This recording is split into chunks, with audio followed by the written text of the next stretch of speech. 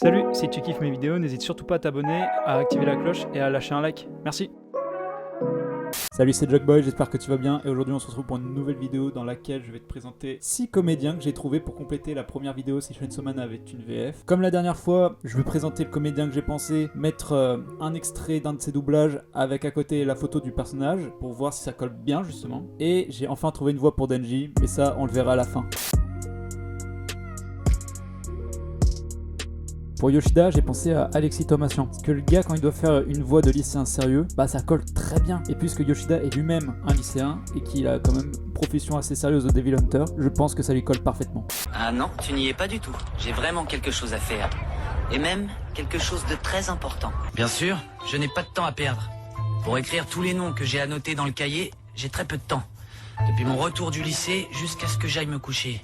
Et je dois faire très attention à rester au meilleur niveau scolaire possible. Pour Bim, j'ai imaginé Christophe Lemoine parce que je trouve que Christophe Lemoine arrive parfaitement à retranscrire ce que j'imagine pour Bim, c'est-à-dire une voix assez grave et rocailleuse, un peu comme il a fait pour le personnage de Inosuke. Il se planque dans le grenier quand il fait jour, mais il a forcément un passage dans un mur pour pouvoir descendre. Je le sens, le démon est dans le coin, j'y suis presque. Il est là au-dessous.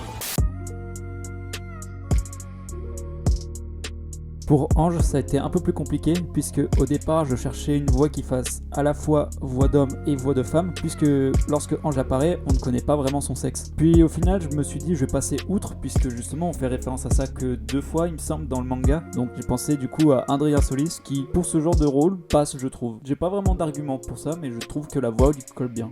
Il ne peut pas comprendre ce qu'on ressent. S'il est la cible de tous, c'est qu'on reconnaît sa valeur. C'est la preuve de sa force. Bien sûr, c'est facile pour lui de penser ça. Un monstre pareil ne peut pas comprendre ce que ressent un humain qu'on ne craint pas, dont on n'attend plus rien, qu'on ne reconnaît même plus. Pour le Père Noël, version femme, j'ai pensé à Chantal Barouin, puisque justement le Père Noël c'était une femme plutôt forte, qui a l'habitude du métier, qui est une grande dans l'histoire des Devil Hunter. Du coup, il lui faut une voix avec du caractère qui en impose, et du coup j'ai pensé tout de suite à Chantal Barouin avec son rôle de Heather Scarlett notamment. Ma mission est terminée. Vous pouvez me dire où est le maître? C'est la corne d'un démon que j'ai abattu. Pour me remercier, les gens que j'ai aidés l'ont décoré et me l'ont donné en récompense. Pourquoi elle ne vous plaît pas? Pendant que j'y suis, il paraît qu'il y a encore eu du grabuge par ici. J'en ai entendu de belles sur votre compte quand j'étais en mission. Le maître a sans doute fermé les yeux, mais avec moi, il en va autrement.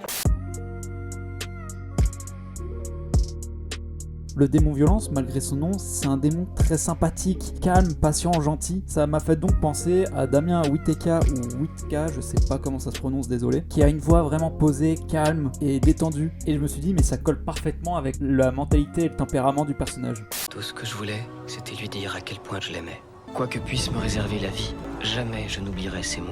Un grand pouvoir implique de grandes responsabilités. J'ai reçu là un don, une malédiction. Qui je suis ? Pour Denji, j'ai vraiment mis longtemps avant de trouver, parce qu'il lui faut une voix qui fasse à la fois jeune, mais rocailleuse, un peu cassée, tu vois, énergique. Et du coup, en réécoutant un épisode de Beyblade, j'ai trouvé Sébastien Ebran. Suivant. Quel est le problème? Pourquoi tu t'arrêtes? Je dois me battre maintenant. Préparez-vous au combat, je ne suis pas encore assez remonté. Hyper vitesse. Tout ça est très excitant, cela faisait bien trop longtemps que je n'avais pas eu l'occasion d'affronter un adversaire digne de mon talent. Secouez-vous, mesdemoiselles, on ne fait que commencer. Hop, plot twist, tu t'attendais pas à voir ma sale tête.